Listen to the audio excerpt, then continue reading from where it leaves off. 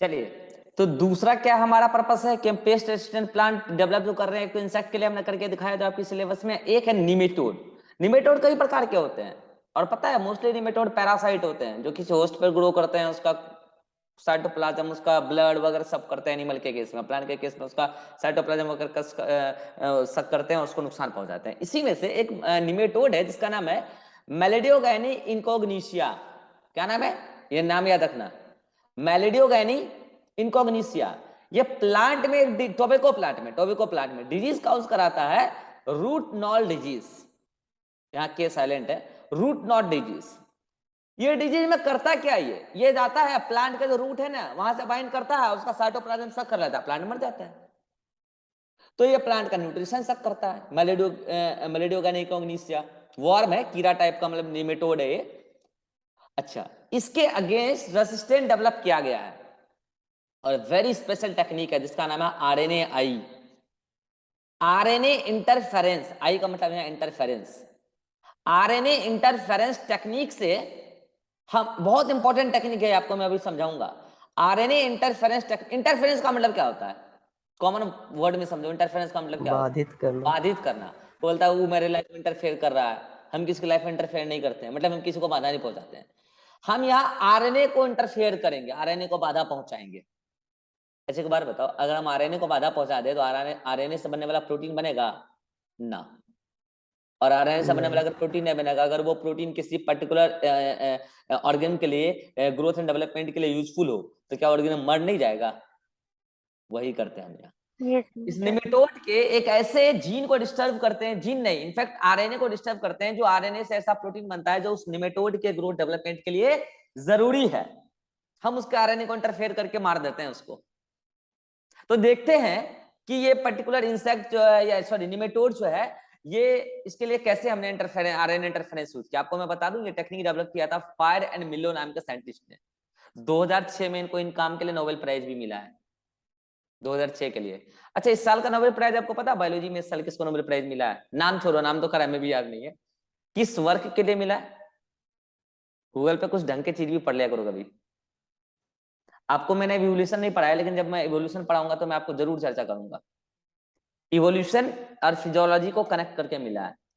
बहुत हजारों साल पुराना ह्यूमन के फॉसिल्स के बेसिस पर उसका स्टडी करके करंट ह्यूमन जो फिजियोलॉजिकल प्रॉब्लम्स होते हैं उसके लिए treatment, as a medicine treatment बनाया एक साइंटिस्ट ने। मैं आपको ब्रीफ करूंगा जब इवोल्यूशन पढ़ाऊंगा ना, ह्यूमन इवोल्यूशन, तो मैं आपको ब्रीफ करूंगा ये बात। और ये बहुत बड़ी बात है, नोबेल प्राइज कम पड़ रहा है उस चीजों के लिए।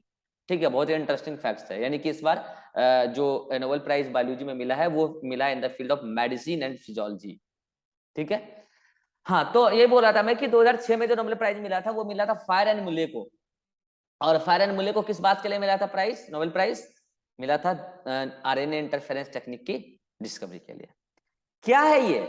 आपको पता है आरएनए इंटरफेरेंस टेक्निक ये नेचुरल टेक्निक है। यूकैरियोट्स के सेल में नेचुरल मिलता है ये, यूकैरियोट्स में। मोस्ट ऑफ द यूकैरियोट्स के पास आरएनए इंटरफेरेंस टेक्निक है एज अ डिफेंस। अच्छा, मैंने आपको प्रोकैरियोट में एज अ डिफेंस कुछ बताया था। हेलो, प्रोकैरियोट में as a defence yes sir. आ रही। आ रही। और आज मैं यूकैरियोट्स में बोल रहा हूँ डिफेंस, आरएनए इंटरफेरेंस। याद रखना, हम आरएनए इंटरफेरेंस में क्या करते हैं? हम पर्टिकुलर आरएनए को इंटरफेयर करते हैं, उसको डिस्ट्रॉय कर देते हैं, टोटे टोटे टुकड़े टुकड़े कर देते हैं। यूकैरियोटिक सेल ऐसा करता है, जो उसको नुकसान पहुंचाने का कोशिश करता है। अब हम सीखते हैं कि टोबैको प्लांट यूकैरियोट है, प्लांट, हेलो प्लांट यूकैरियोट है। और अच्छा एक बार बताओ, यूकैरियोट को नुकसान पहुंचाने वाला हमेशा प्रोकैरियोट ही होगा कि यूकैरियोट भी हो सकता है?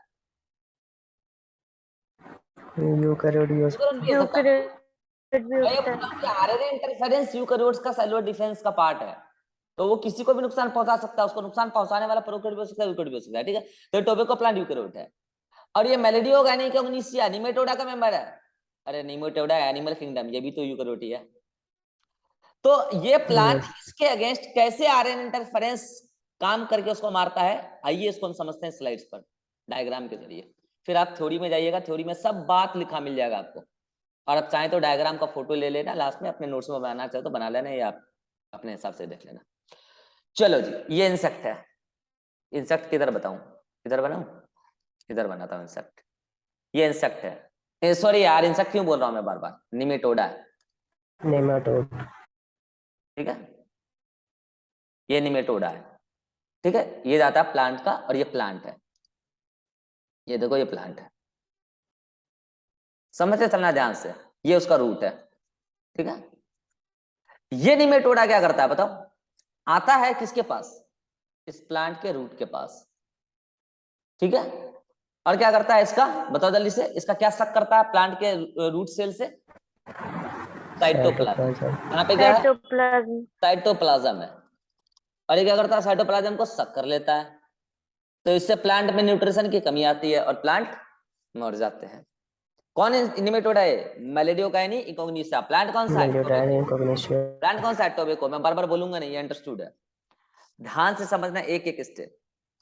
अब होता यह है कि इस निमेटोड के जो सेल हैं, यार क्या हो रहा है, इस निमेटोड के जो सेल हैं, उस सेल के अंदर कुछ खास ऐसे जीन हैं, ये डीएनए सेगमेंट है, डबल स्टैंडर्ड डीएनए यूकेरियोट्स है, इसमें कुछ खास ऐसे जीन हैं, ये पर्टिकुलर इस कलर से दिखाता हूं, ब्लैक कलर से, कुछ अरे कुछ खास ऐसे जीन हैं जो ऐसे एमआरएनए बना रहा है, ये जीन है तो ये एमआरएनए, और उससे कुछ ऐसे प्रोटीन बन रहे हैं जो प्रोटीन उसके ग्रोथ एंड डेवलपमेंट के लिए जरूरी है। ये क्या है, प्रोटीन है। ये क्या है, एमआरएनए। एमआरएनए है। और ऊपर में क्या है ब्लैक वाला, वो पर्टिकुलर जीन जो इस निमेटोड के ग्रोथ एंड डेवलपमेंट के लिए जरूरी है। ओके, अब हम चाह रहे हैं आरएनए इंटरफेरेंस टेक्निक में कि इस पर्टिकुलर जीन को, कौन सा पर्टिकुलर जीन को, जीन नहीं एमआरएनए को, इस पर्टिकुलर एमआरएनए को हम डिस्टर्ब करें, इंटरफेयर करें। तो कैसे करें, कैसे करें, तो इसके लिए हमारे पास आरएनए इंटरफेरेंस टेक्निक है। बताओ आरएनए इंटरफेरेंस टेक्निक किसके पास है, इस निमेटोड के पास है, इस प्लांट के पास, प्लांट दोनों के पास। इस नहीं देखो है दोनों के पास, ये बिल्कुल सही जवाब तुम दिए हो, है दोनों के पास। लेकिन इस निमेटोड, इस पर्टिकुलर निमेटोड के पास वो आरएनए इंटरफेरेंस टेक्निक नहीं है। क्यों नहीं है मैं भी आपको बताऊंगा क्यों नहीं है। तो यहां पर आरएनए इंटरफेरेंस टेक्निक केवल प्लांट के पास है, जिसका नाम है आरएनएआई, मतलब आरएनए इंटरफेरेंस टेक्निक। क्या होता भैया इसमें, समझो ध्यान से। एक बात बताओ, अगर किसी कारण से, किसी कारण से इस प्लांट के अंदर, मैं आपको बता रहा हूं आरएनए इंटरफेरेंस में क्या होता है, मैं प्लांट का सेल बनाने जा रहा हूं, ठीक है, ये प्लांट का सेल है। अगर किसी कारण से इस प्लांट के सेल के अंदर इस आरएनए का, ये आरएनए है, अच्छा एक बात बताओ, अगर ये इसके अंदर आता है तो क्या ये अपना आरएनए का भी इसके अंदर डालता है, ये निमेटोड नहीं, कभी नहीं डालता भाई, ये आरएनए क्यों डालेगा उसमें। मैं ऐसा सपोज कर रहा हूं कि यदि इसके अंदर ये एमआरएनए पहुंच जाए और एक और एमआरएनए पहुंचे जो उसके कॉम्प्लीमेंट्री हो, दैट मीन्स ये 5 to 3 डैश हो, तो ये 3 to 5 डैश हो, किसी भी तरीके से, तो क्या आपको ऐसा नहीं लगता कि ये दोनों आपस में मिलकर डबल स्टैंडर्ड एमआरएनए बना लेंगे। Hello, yes sir. और आपको मैं एक बार बताऊं, इस डबल स्टैंडर्ड आरएनए के साथ यहां पर पाए जाने वाले कुछ स्पेसिफिक प्रोटीन्स होते हैं जो इस डबल स्टैंडर्ड एमआरएनए को घेर लेता है, and that protein is called dicer protein, जो यूकेरियोट्स में होता ही होता है, डाइसर प्रोटीन, डाइसर प्रोटीन, ये प्रोटीन है डाइसर, डाइसर प्रोटीन। और बीच में क्या सेंटर पे एमआरएनए, ये क्या है एमआरएनए। अब इस होल कॉम्प्लेक्स को एक साथ हम कहते हैं, इस होल कॉम्प्लेक्स को एक साथ हम कहते हैं siRNA, क्या बोलते हैं, siRNA। SI का मतलब होता है यहाँ पे शॉर्ट इंटरफेरेंस आरएनए, जिसमें डबल स्टैंडर्ड आरएनए, इसको थोड़ा और बड़ा करते हैं, शॉर्ट इंटरफेरेंस आरएनए, ठीक है। अब देखो कहानी कहां से, लेकिन सबसे पहले मुझे एक बात बताओ, अगर मैं ऐसा सपोज कर रहा हूं कि इसके अंदर डबल स्टैंडर्ड एमआरएनए हो, तो उसके लिए आपको दो एमआरएनए मिलना चाहिए जो आपस में कॉम्प्लीमेंट्री हो, तो बताओ इसके लिए आप क्या कर सकते हो, जल्दी बताओ। ये डबल स्टैंडर्ड एमआरएनए का सोर्स क्या क्या हो सकता है, जल्दी बताओ। डबल स्टैंडर्ड एमआरएनए ये जो आया है, डीएस लिख देता हूँ, डबल स्टैंडर्ड एमआरएनए कैसे आ सकता है? क्या ये एंटीसेंस टेक्निक कॉम्प्लीमेंट्री। आ सकता है? Yes sir. क्या एंटीसेंस टेक्निक से आ सकता है जो कल मैंने बताया था आपको, यस और नो? हाँ भाई बिल्कुल। ये पूरा का पूरा जीन जो है, ये पूरा का पूरा जीन आप यहाँ से आइसोलेट करो। हेलो, ये पूरा का पूरा जीन आइसोलेट करो तो कर सकते हैं? अरे हाँ भाई, क्यों नहीं कर सकते हैं। और वो पूरा जीन पहले लैब में उसका कॉपी कर लो, पीसीआर से कॉपी कर लिया। अब मुझे बताओ इस जीन में जो भी सेगमेंट है भाई, जो भी पूरा सेगमेंट है उसमें ये लो, ये लो, ये अभी ओरिजिनल से, ये तो 5 to 3 days, ये 3 to 5 days, ये ओरिजिनल है। प्रमोटर अभी इधर है, ये ओरिजिनल जीन है, इसका बहुत सारा कॉपी बना लो। बना लिया? अरे बना लिया। फिर क्या करो, प्रमोटर का साइड बदलो। प्रमोटर का साइड बदल दिया, ओके। अब प्रमोटर का साइड बदल दिया तो ऐसा कुछ बन गया होगा, 5 to 3 days and 3 to 5 days। Promoter का साइड बदल दिया, बदल दिया। अब इन दोनों को डीएनए लाइगेज से जोड़ दो। तो क्या इन दोनों को डीएनए लाइगेज से जोड़ने के बाद सीन कुछ ऐसा हो जाएगा, देखना ध्यान से, सीन कुछ ऐसा हो जाएगा। और इसमें दोनों साइड प्रमोटर होगा, यस और नो? अगर आप डीएनए लाइगेज से जोड़ेंगे तो दोनों साइड प्रमोटर होगा। और इसका यहाँ से 5 days एक्सटेंड शुरू था, यहाँ पे 3 days था, इसका यहाँ से 5 days था, यहाँ से 3 days था। तो बताओ इसमें इधर से एमआरएनए बनना शुरू हो जाएगा, किधर से? यहाँ से। और इसमें यहाँ से बनना शुरू हो जाएगा, यस और नो? और ये यहाँ क्या, यहाँ आके खत्म हो जाएगा, और ये यहाँ आके खत्म हो जाएगा, क्योंकि एमआरएनए बना रहे हैं। ट्रांसक्रिप्शन किसी एक सेगमेंट का ही होता है। तो बहुत सारे लोग डीएनए लाइगेज से जोड़ के भेजते हैं, अदरवाइज डीएनए लाइगेज से अगर आप नहीं जोड़ रहे तो क्या हम डायरेक्ट भेज सकते हैं, यस और नो? लो भेज दिया, भेज दिया। इसमें इधर है प्रमोटर, यस और नो? ये 3 to 5 और ये 5 to 3, ये 5 to 3 और ये 3 to 5। इसमें प्रमोटर इधर है। मुझे जल्दी से बताओ इसमें कौन सा सेंस जीन है, कौन सा एंटी सेंस है? क्या ये सेंस जीन था? Yes sir. क्या ये एंटी सेंस जीन था? यस कल पढ़ा रखा था ये सब, एंटी सेंस जीन। तो मुझे बताओ इससे जो एमआरएनए बनेगा और इससे जो एमआरएनए बनेगा, क्या वो आपस में कॉम्प्लीमेंट्री होगा? Hello, yes sir. तो क्या वो एमआरएनए बना लेगा, डबल स्टैंडर्ड एमआरएनए? और इस डबल स्टैंडर्ड एमआरएनए के साथ जो ये प्लांट के अंदर साइटोप्लाज्म में डाइसर प्रोटीन है, वो बाइंड करके एक कॉम्प्लेक्स बनाता है जिसका नाम क्या है? siRNA। अब सुना ध्यान से, अब सुना ध्यान से, ये siRNA क्या करता है? ये siRNA क्या करेगा? ये siRNA अब फर्दर, अच्छा ये जो डाइसर प्रोटीन है उसके साथ जुड़ गया, और यहाँ पे ये जो डाइसर प्रोटीन है एक्चुअली कई सारे मल्टी कॉम्प्लेक्स न्यूक्लियस एंजाइम है इसके साथ। क्या है? मल्टी कॉम्प्लेक्स, यानी कि बहुत सारे एंजाइम है। मल्टी कॉम्प्लेक्स न्यूक्लिएज, क्या बोला? Nuclease.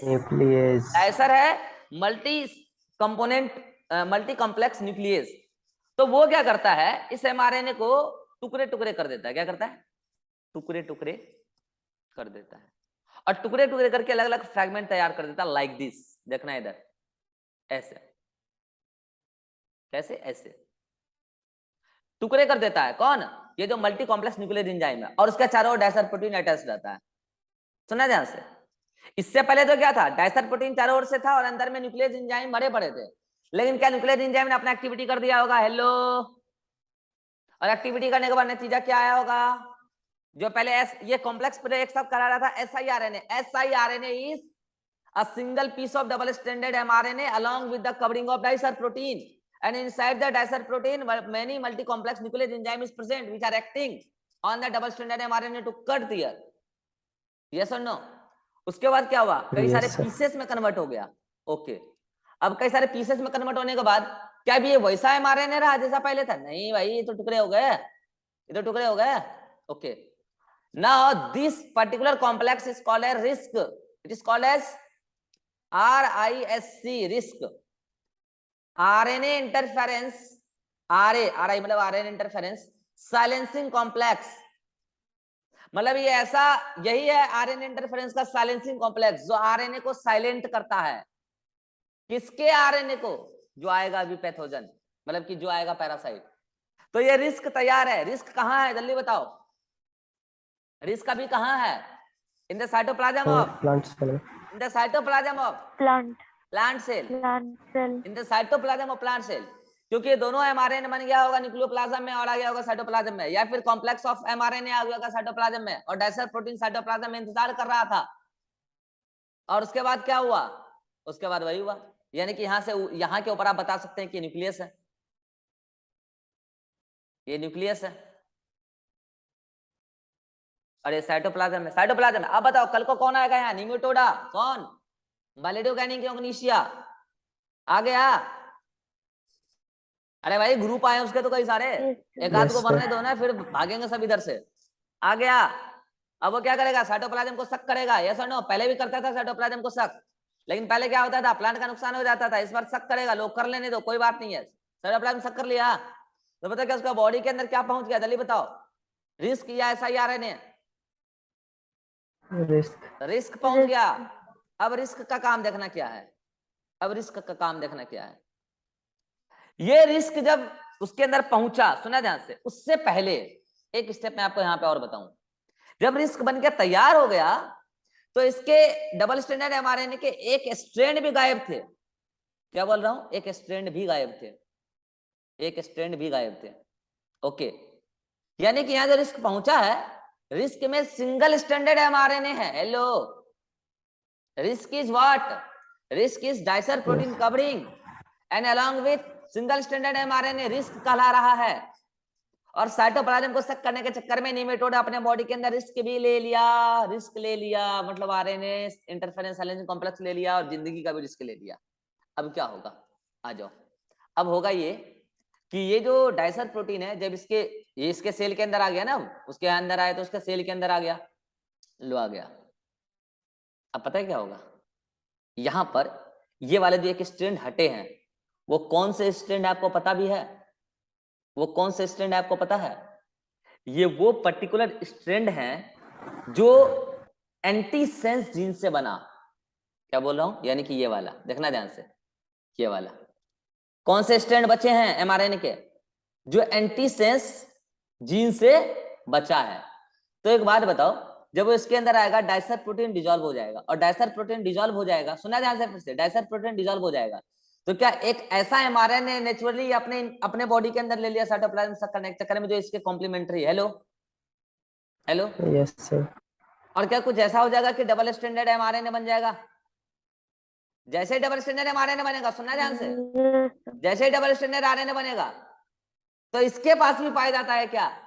Dicer protein. Dicer protein इसके पास भी है। तो डाइसर प्रोटीन यहाँ पे कंबाइन करेगा और फिर क्या होगा?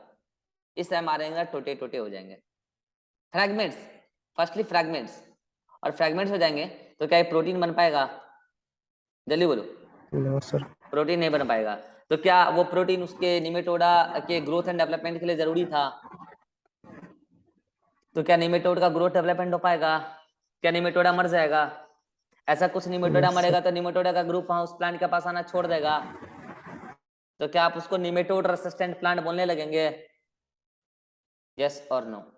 मैंने पूरा डायग्राम के जरिए बता दिया, पूरी कहानी फिर से बताता हूँ, पूरी कहानी फिर से बताता हूँ। आ जाओ, रिपीट कर देता हूँ।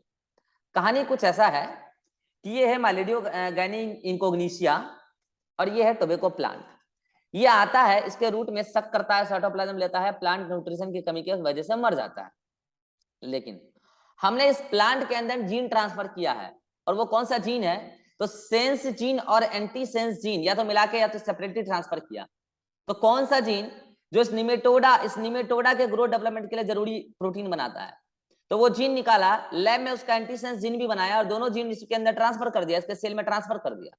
तो उससे बनने वाले एमआरएनए आपस में कॉम्प्लीमेंट्री थे तो डबल स्टैंडर्ड एमआरएनए बन गया। प्लांट्स के साइटोप्लाज्म में डाइसर प्रोटीन मिलता है जो एमआरएनए से बाइंड किया। पहले एमआरएनए का फ्रेगमेंटेशन हुआ, फ्रेगमेंटेशन होने के बाद उसके एक स्ट्रैंड भी रिमूव हो गए। ये सब हुआ मल्टी कॉम्प्लेक्स न्यूक्लियस एंजाइम के वजह से।